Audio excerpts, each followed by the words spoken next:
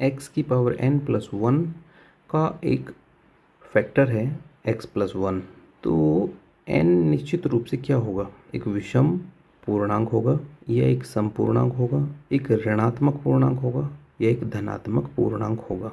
What can be the solution?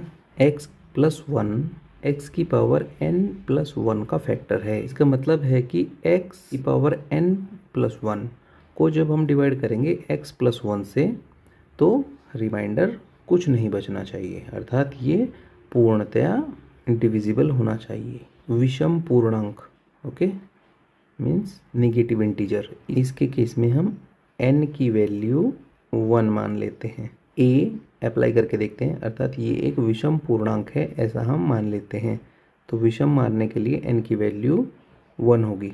जब n की value 1 होगी तो x की पावर n का मतलब x की पावर 1 प्लस 1 बटा x प्लस 1, और x की पावर 1 का मतलब क्या होता है, x plus 1 by x plus 1। ये तो डिविजिबल हो गए। जब डिवाइड हो गए इसका मतलब कोई शेष नहीं बचा, तो हमको लगता है कि आंसर वुड भी ए आंसर होगा।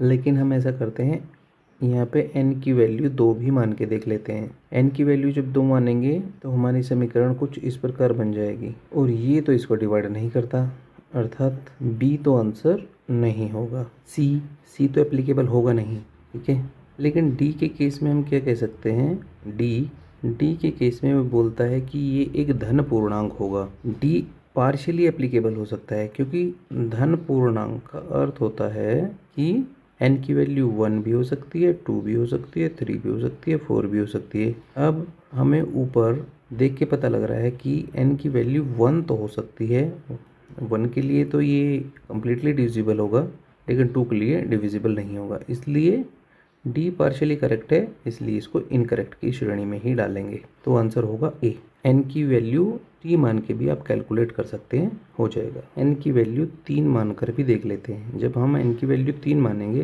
तो समीकरण बनेगी x की power 3 plus 1 by plus 1। x की पावर 3 प्लस 1 का मतलब क्या होता है, ये हम मान लेंगे a cube plus b cube के जैसे। a cube plus b cube क्या होता है, a cube plus b cube होता है a plus b means x plus 1, a square plus b square minus a b means x square plus b square का मतलब 1 होगा, और माइनस ए बी का मतलब x मल्टीप्लाई 1 मतलब x ही होगा, अपॉन में x प्लस 1। इस केस में भी हम क्या देखते हैं कि x प्लस 1 से x प्लस 1 यहाँ पे काटा जा सकता है, अर्थात कोई शेष नहीं बचेगा। Means answer A is correct answer.